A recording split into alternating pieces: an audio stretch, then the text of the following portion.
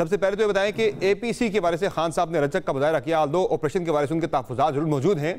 तो एपीसी में पाकिस्तान तहरीक साहब जा रही है और वो भी सिर्फ सुनने की हद तक वहाँ पे, ये क्या मामला है? बहुत शुक्रिया। बिस्मिल्लाहिर्रहमानिर्रहीम। अल्लाहुम्मा सल्लि व सल्लिम व बारिक अला सय्यिदिना मुहम्मद व अला आलि मुहम्मद। आज जनाब इमरान खान साहब से मुलाकात हुई। मुख्तलिफ उमूर पे उन्होंने मीडिया से अदालत के अंदर इंगेज किया।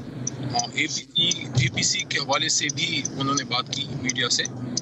और इमरान खान साहब ने कभी भी मुज़ाकरात से इनकार नहीं किया था, ना वो मुज़ाकरात से इनकारी हैं। लेकिन वो एक सवाल हमेशा उठाते हैं कि शहबाज शरीफ साहब जब मुज़ाकरात की बात करते हैं या उनकी तरफ से कोई और करते हैं तो ये कितने बाइख्तियार हैं, और क्या ये सिर्फ टाइम गेन कर रहे हैं, या मतलब है क्या नशिस्तन गुफ्तन बर्खास्तन है, या कोई इसका सैर हासिल रिजल्ट भी निकलना है। इमरान खान साहब ने ये बात की थी कुछ दिन पहले, ईद उल अज़हा से पहले एक मुलाकात में।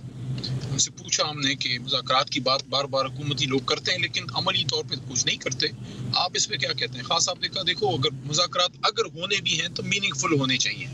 और फिर पूछा कि किन दो चीज़ों पे या किन शराइत पे या किन नुकात पे होने चाहिए, तो खान साहब ने क्लियर कहा कि असीरान की रिहाई, अपना नाम नहीं लिया कि मुझे रिहा करो या कुछ, असीरान की रिहाई और ओरिजिनल मैंडेट की वापसी। तो अब जो एपीसी की बात शहबाज शरीफ साहब कर रहे हैं, तो उसकी तरफ अगर खान साहब ने मस्बत पैराए में जवाब दिया है तो उसका मतलब यही है कि अगर मसाइल का हल निकलता है, लेकिन क्या शहबाज शरीफ साहब आईन के मुताबिक मुल्क चलाने में दिलचस्पी रखते हैं? तो उसके लिए तो सबसे पहले मैंडेट वापस करना होगा, ओरिजिनल मैंडेट जिनका है।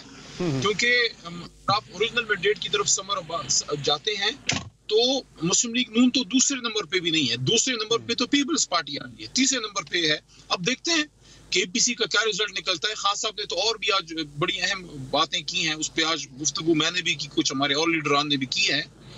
उसमें एक जो भूख हड़ताल की तरफ उन्होंने इंदिया दिया है, ये एक बहुत बड़ा स्टेप होगा।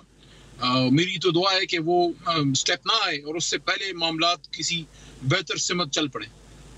वैसे भूख हड़ताल का उन्होंने जो फैसला किया है कि आप भूख हड़ताल की तरफ जाएंगे, उस पर पार्टी ने भी कह दिया कि हम भी पूरे मुल्क के अंदर भूख हड़ताली कैंप लगाएंगे।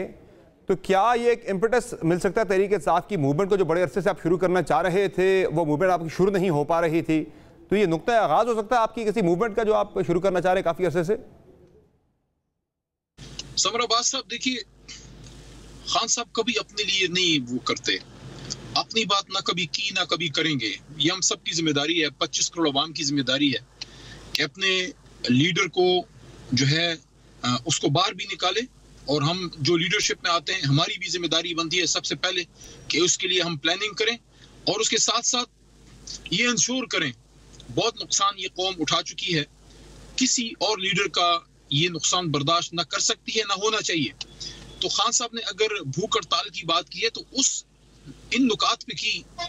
वहां आज जब हम मौजूद थे अदालत में, जब कार्रवाई हो रही थी अल-कादिर ट्रस्ट की, कि कल जो उनके साथियों को नहीं मिलने दिया गया, हमारी जो लीडरशिप आई थी, और उसके साथ साथ जो उनके केसेस के अंदर वो कहते हैं कि अडियाला के अंदर जो एस्टैब्लिशमेंट का एक रोल है, उनके केसेस में जो एक रोल है, और जिस तरह गैर आईनी तौर पे इस इलेक्शन के साथ किया गया, जिसमें बहुत से लोगों का रोल, चीफ जस्टिस साहब की भी रिस्पॉन्सिबिलिटी बनती थी, काजी फाइज ईसा साहब की, जब उन्होंने कहा कि इलेक्शन कराएं वक्त पे, तो ठीक है वो एक अच्छा फैसला था, लेकिन क्या सिर्फ इलेक्शन कराना काफी था या आजाद शफाफ भी होना जरूरी है? तो आईन के मुताबिक अगर मुल्क नहीं चलता तो खान साहब के पास फिर क्या आखिरी ऑप्शन है? यही ऑप्शन है जो वो कह रहे हैं। लेकिन उन्होंने ये भी कहा कि अगर मैं फिर भूख हड़ताल पे जाता हूँ, फिर पूरे मुल्क में एक पीसफुल प्रोटेस्ट मूवमेंट होगी। मैंने आज मानसेरा जलसे में भी ये बात खान साहब की मानसेरा के अवाम और पाकिस्तानी कौम को बताई। खान साहब ने ये भी बात की। मैंने आज उनसे पूछा कि खान साहब, मानसेरा में जलसा है और कल इस्लामाबाद में है, तो इस्लामाबाद के हवाले से मैंने पूछा था 2 दिन पहले कि आपका क्या पैगाम है? खान साहब ने कहा पाकिस्तानियों को कह दो आजादी, किसी सूरत पे मैं एब्सोल्यूट नॉट से पीछे नहीं हटूंगा।